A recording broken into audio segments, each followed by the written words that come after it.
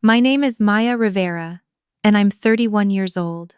What I'm about to tell you is the story of how a single dinner table argument cost my uncle $42 million, and how I watched every cent of it disappear in real time from a hotel ballroom 3 blocks from the Haitian house where I grew up. But let me start at the beginning, because the ending only makes sense if you understand what came before it. My father, David Rivera, built Apex Medical Supplies from nothing.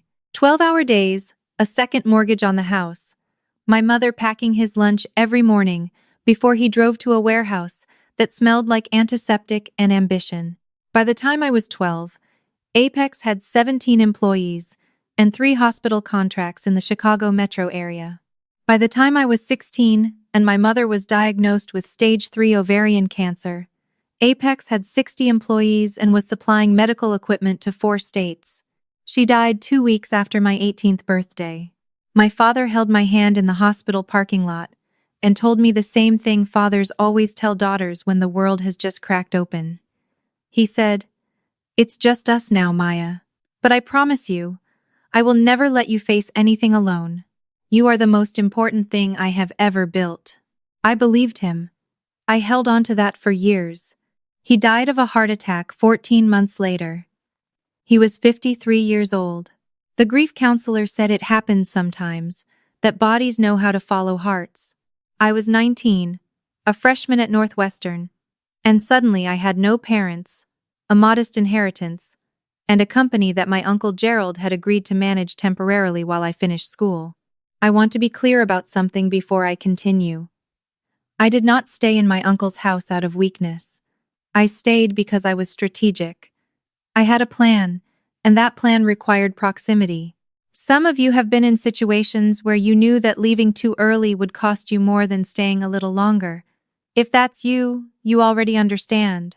When I moved back to Chicago at 22, with my biochemistry degree and the internship I'd turned into a full-time research position at Halcyon Biotech, Uncle Gerald had already installed himself as CEO of Apex with a salary that made my eyes water. His son Derek, my cousin, 27 years old, who had scraped through a community college business program and listed his occupation on Instagram as entrepreneur, had been named Vice President of Operations. Derek had never operated anything more complex than a television remote. I lived in my childhood home, contributing $4,000 a month to household expenses. I want you to sit with that number for a moment. $4,000 every month to live in the house my father built, managed by the man who was supposed to be keeping it warm for me. Aunt Patricia, Gerald's wife, had moved in 6 months after my father died. She had made exactly one change to the house immediately. She took my mother's framed photo off the hallway wall and placed it in a box in the basement. "Feng shui," she told me. "We need forward energy in this house." I retrieved the photo that evening and put it on my nightstand. Aunt Patricia never mentioned it again. We understood each other perfectly. The thing about being underestimated is that it is genuinely exhausting to maintain. Every day, I went to Halcyon, where I was leading a research team developing a proprietary drug delivery mechanism that my colleagues called quietly revolutionary. Every evening I came home to a house where Uncle Gerald referred to my work as her little lab experiments, and Derek called me the scientist like it was a punchline.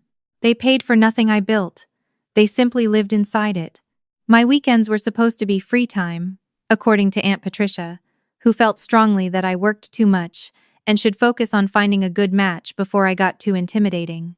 What I was actually doing on weekends was 12 floors up in a co-working space in the West Loop, meeting with Thomas Vance, who had been my father's attorney and had quietly become my most important advisor. Thomas had helped me do something 2 years earlier that my family knew nothing about. When Halcyon's leadership had offered me the option to license my delivery mechanism independently rather than assign it fully to the company, Thomas had helped me structure a separate entity to hold that licensing agreement. Riviera Biomedical LLC, registered in Delaware, owned the patent on a drug delivery system that 3 pharmaceutical manufacturers were currently paying to use. My family thought my only income was my Halcyon salary. My Halcyon salary was respectable. My licensing revenue was something else entirely. Thomas was the only person who knew the full picture. Him and my college roommate Danny, who had once looked at my quarterly statements and said, very quietly, "Maya, you need to stop letting those people eat your groceries." The breaking point arrived on a Thursday in November. Derek had been trying for months to expand Apex into a new contract with Vericom Health Systems, a regional hospital group that was quietly preparing to be acquired by a national chain. It was a plausible enough idea. The timing was right. The market was right, but Derek had been fumbling the approach badly, sending proposals full of errors, missing follow-up calls, and somehow managing to schedule a key presentation for a day when Vericom's procurement director was at a conference in Dallas. I had watched all of this without comment. It was not my place to comment, according to Uncle Gerald. What I could not ignore was the email that arrived in my personal inbox on that Thursday evening, because it was addressed to me. The head of procurement at Vericom, a woman named Dr. Christine Park, had tracked me down specifically. She had seen my name attached to the Riviera biomedical licensing agreements that Vericom's parent company was already using in 2 other regions. She wanted to meet, not with Apex, with me. I forwarded the email to Thomas with 3 words. "Document this, please." I then made the mistake of mentioning it at dinner, because I genuinely believed, in that moment, that my family might recognize an opportunity. I said that Vericom had reached out directly, and that there might be a way to connect Apex's supply business to a larger conversation about the delivery systems. Uncle Gerald set down his fork. "Why would Vericom contact you directly?" he asked. I explained, briefly, that there was some overlap with my independent research work. Derek laughed. Actually laughed. "You've been running your little side projects while we're out here building a real company?" Aunt Patricia looked at me across the table with the expression she reserved for disappointing situations, like rain on a Sunday or fruit that has gone soft. "It seems a little disloyal, Maya. Your father would have wanted his company to come first." I said nothing. I filed the comment in the same mental folder, where I kept all the other times my dead father had been cited as evidence for why I should do whatever Gerald wanted. "You'll tell Vericom to go through our official channels," Gerald said. It was not a question. "I'll consider it," I said. The silence that followed was the kind that has weight. "You'll do more than consider it." Gerald's voice had dropped to the register he used when he wanted to sound like my father. He had never once succeeded. "This family has given you a roof, a table, and a foundation. You owe us this." I thought about $4,000 a month. I thought about my mother's photo in a basement box. I thought about 37 months of building something in silence while they discussed Derek's vision at dinner. "I'll let you know what I decide," I said. I cleared my plate and went to my room. Thomas called me back within the hour. His voice had the careful calm of a man choosing each word precisely. "Maya, I need you to understand something. Dr. Park's email. This matters more than you might realize right now.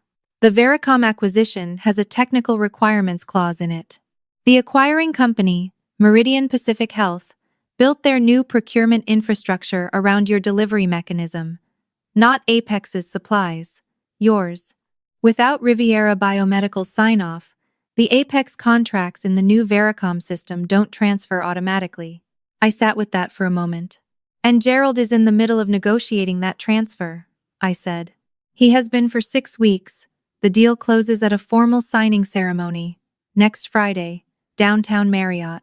He's told everyone it's $42 million in long-term contracts. He doesn't know about the clause. He has no idea it exists." "Maya." Thomas paused. "He also has no idea what Riviera Biomedical is worth. Do you want me to tell you?" I already knew, but I let Thomas say the number out loud, because sometimes you need to hear something spoken in another person's voice before you can fully trust it. $68 million. Conservative pre-sale estimate. 2 acquisition inquiries in the past year, both declined. "Document everything from this point forward," I told Thomas.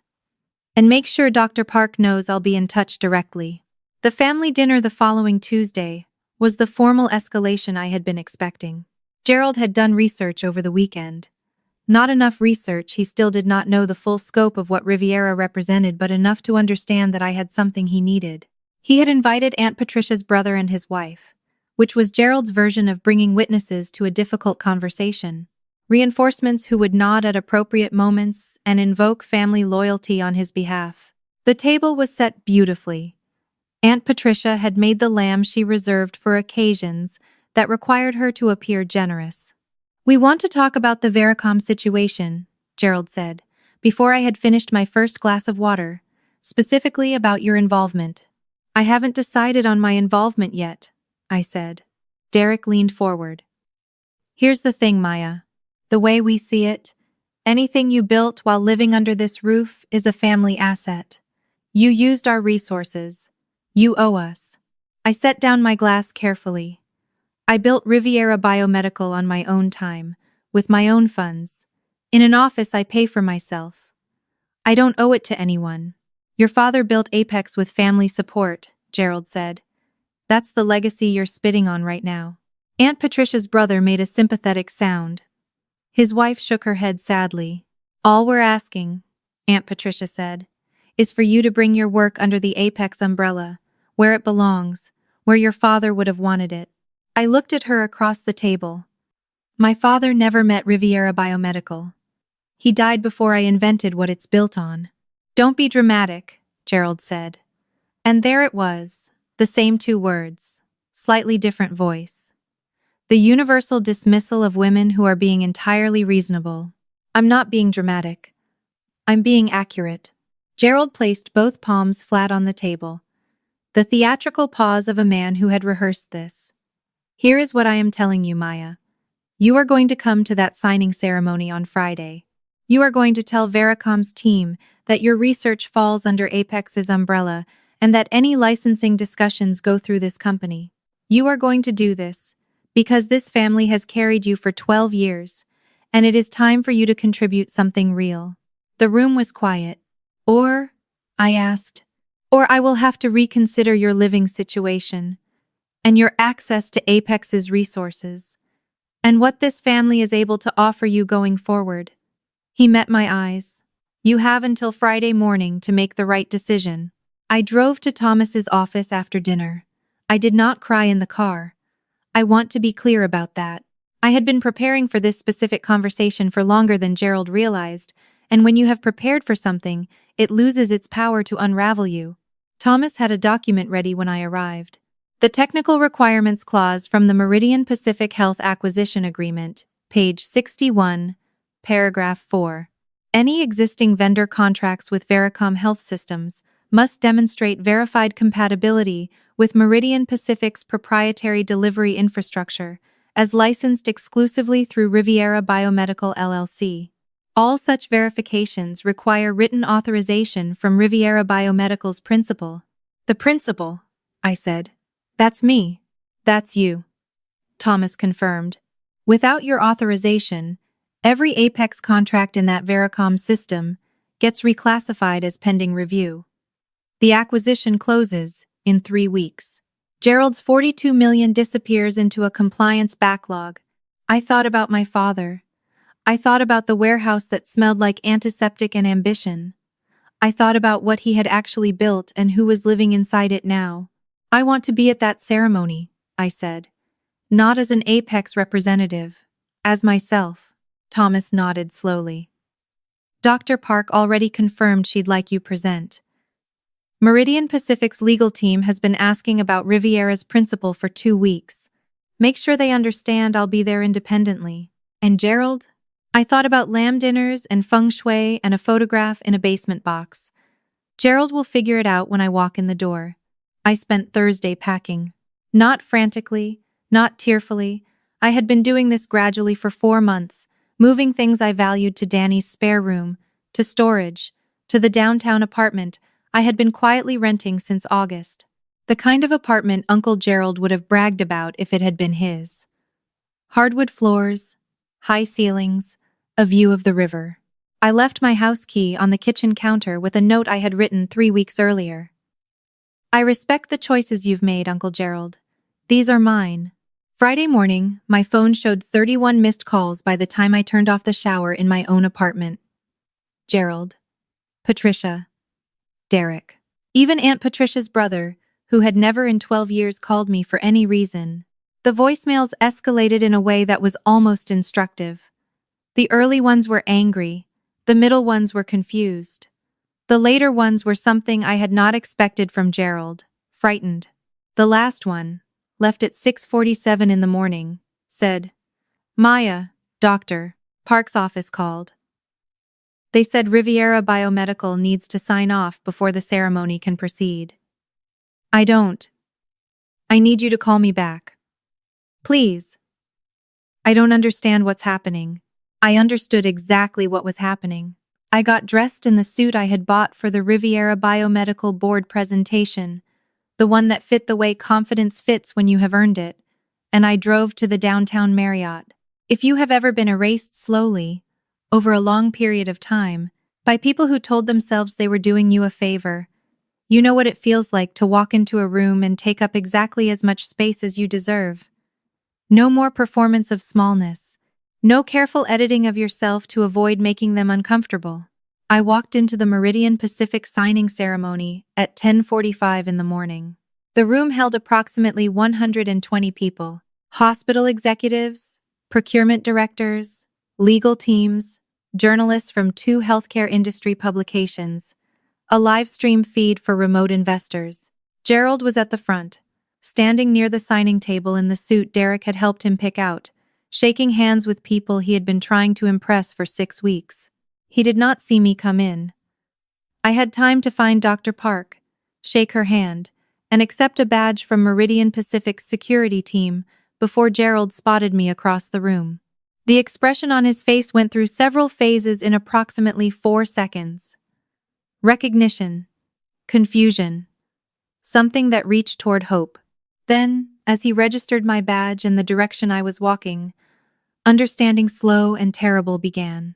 "Ladies and gentlemen," Meridian Pacific's CEO, Robert Chen, addressed the room. "Before we proceed to signatures, our legal team needs to confirm one compliance item regarding vendor authorization." Gerald's lawyer leaned over and whispered something to him. Gerald's face went still. "We need the authorization signature from Riviera Biomedical's principal," the Meridian legal lead said clearly, "to confirm compatibility verification for the transferred Apex contracts. Without this, we cannot proceed under the acquisition terms." The room turned. Gerald looked at me. I walked to the front. "Maya." Gerald's voice was barely audible. "What is this?" "Good morning, Uncle Gerald." I set my briefcase on the table beside the contract stack. "I heard you needed a signature. You're Riviera Biomedical?" "I'm the founder and principal, yes." I looked at him steadily. "You've been negotiating a $42 million deal that required my authorization. You didn't know, because you never asked what I actually built."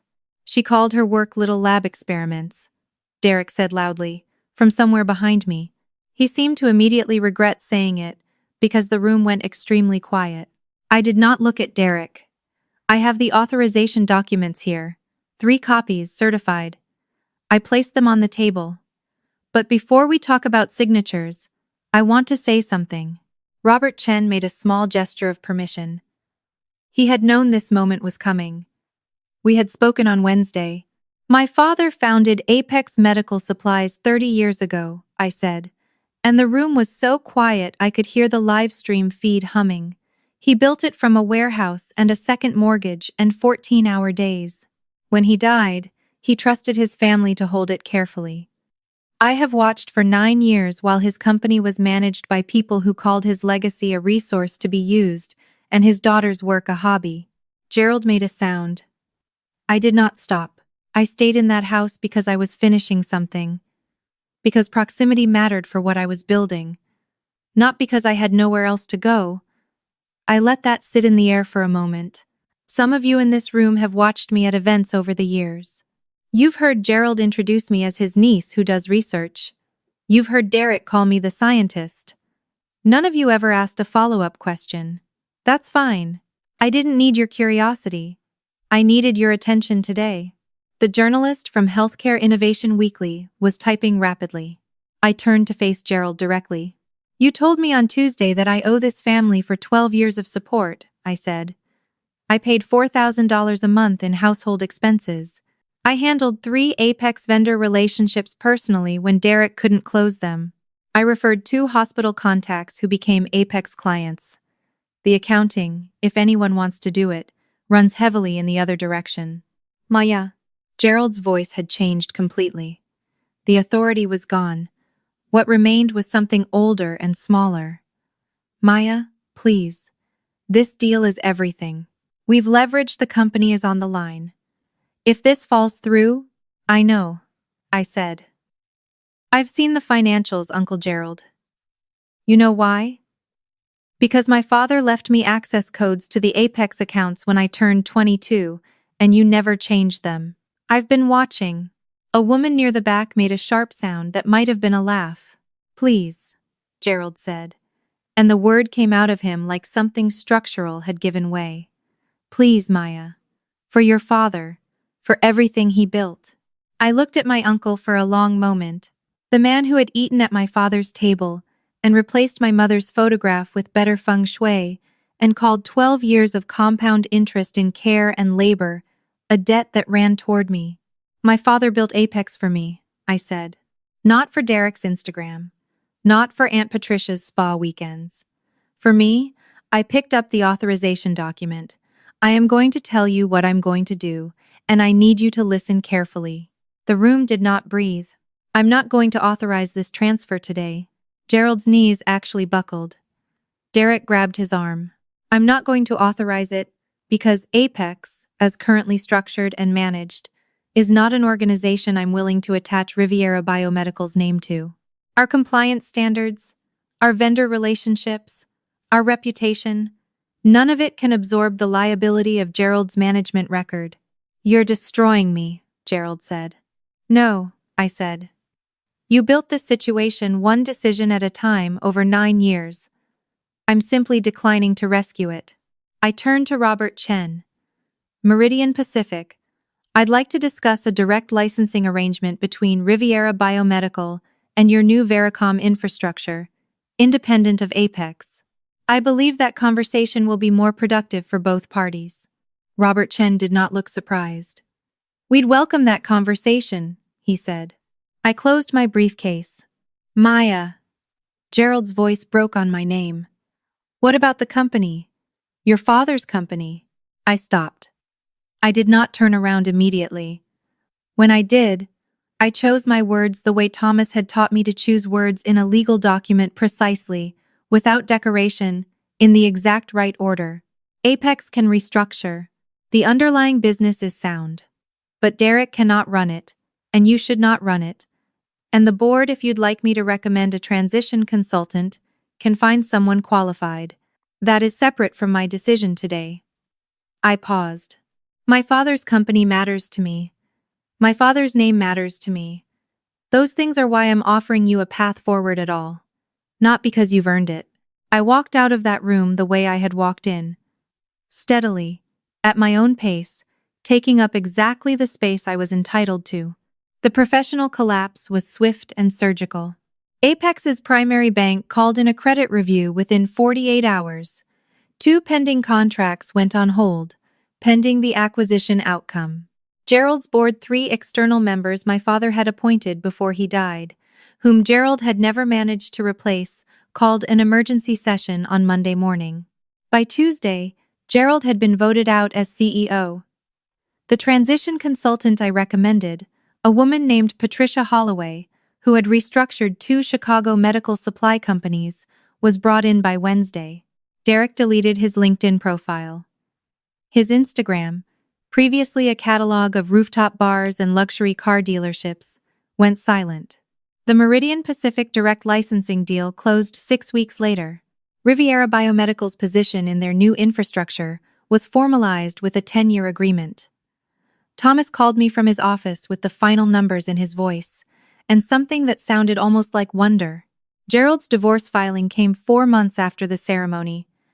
Aunt Patricia's lawyer released a statement about her client being misled about the family's actual financial circumstances. The irony of this that the woman who had removed my mother's photograph was now citing misleading conduct as her grievance was something I sat with quietly over a glass of wine in my apartment with the river view. The calls started within 2 weeks of the ceremony. Gerald's attempts to reach me were methodical at first, professional, then increasingly not. The flowers arrived, same as the voicemails, same as the intermediaries. Uncle Gerald's old friend Martin, my father's former accountant, 3 different cousins who had not spoken to me in years. I did not respond to any of them, not out of cruelty, out of clarity. There is a difference, and I had spent a long time learning it. I did respond, 8 months later, to a letter. Handwritten, 2 pages, no lawyer's language. Gerald wrote that he had been in therapy twice a week since March. He wrote that he understood, for the first time, that he had confused managing my father's legacy with owning it. He wrote that he did not expect forgiveness, and was not asking for it. He wrote that he was sorry he had made me feel like a guest in my father's house. I read the letter 3 times. Then I called Thomas. "What do you think?" he asked. "I think a letter is not a relationship," I said. "But it might be a beginning." I met Gerald for coffee on a Tuesday morning in April, at a diner near the old Apex warehouse. He was thinner. He looked like a man who had been carrying something heavy for a long time and had recently set it down, which had left him unsure how to stand. I arrived on time. I ordered coffee. I let him speak first. He said he was sorry. He said it plainly, without qualifications, without the word but appearing anywhere in the sentence. I noted this, because it is rare. "I have some conditions," I told him. He nodded. Therapy continues. "I want to know you're doing the work, not just talking about doing it. Already scheduled through December. No business, not ever. You do not get to benefit from Riviera. You do not get introductions. You do not get to tell people we're rebuilding a professional relationship. Understood. If you say anything to imply that my success has anything to do with your support over the years in any room, to any person, we're done. Permanently." He flinched, but did not argue. "And my mother's photograph goes back on the wall." I said this last one quietly, in the hallway, where she always was. Gerald looked at the table. "I'll do it today," he said. We drank our coffee. We talked about small things. The weather, the way the neighborhood had changed, a restaurant he'd heard was good. It was careful, awkward conversation, the kind you have with someone you are choosing to trust incrementally rather than completely. When I stood to leave, he said, "Your father would be proud of you, Maya." I thought about that for a moment. "My father was always proud of me," I said. "That never required your agreement."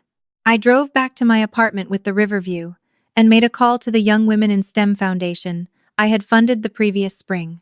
We were awarding 5 scholarships, that Q2 to girls from the South Side, 1 to a nursing student in Tucson, 2 to research assistants at universities where the lab funding had dried up. I reviewed the names on the list and thought about all the ways invisible work eventually becomes undeniable.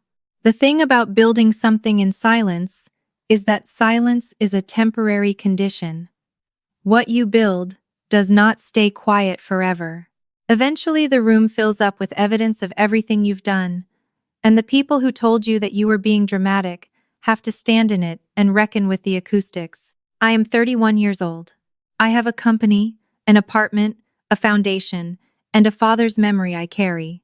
Honestly, not as a weapon other people can use against me, but as a compass I actually use. I have a therapist I see on Thursdays, and a best friend who helped me move furniture at 11 at night without a single complaint. I have work that matters, and a life I built entirely on my own terms. Gerald and I have coffee once a month now. We are not close. We may never be close. But he shows up on time, and he does not call my work little lab experiments. And last month he mentioned, unprompted, that he had told someone at his old country club exactly what had happened, no edits, no minimizing, no version where he was the reasonable one. That is the most valuable thing he has ever given me. If you've made it to the end of this story, I want to say something directly to you, not about revenge, because I do not actually believe in revenge as a strategy. Revenge requires you to keep your attention on the person who hurt you and that is an expensive way to spend your focus. What I believe in is clarity. Clarity about what you've built, what you're worth, and what you are and are not willing to accept from the people who share your last name. You are allowed to protect what you've earned. You are allowed to require proof of change before you extend trust. You are allowed to say no to people who treat your achievements like inheritance they are owed. And you are allowed to say it without guilt, without apology, and without a single sentence that begins with, "I don't want to be difficult, but..." Difficult is what they call you when you have finally, clearly, decided to be honest. My name is Maya Rivera. I kept the name because names are not owned by the people who have failed to see you. They belong to whoever keeps showing up and doing the work. That has always been me. I just finally stopped pretending otherwise. If this story resonated with you, if you've ever been told you were being dramatic for protecting something you built, drop the word patent in the comments. I read every single one. And if someone in your life needs to hear this today, share it with them. Sometimes the most useful thing a story can do is remind someone that they are not alone and they are not wrong, and the room they deserve to walk into is already waiting for them. Subscribe if you want to hear what happens next. Trust me, we're just getting started.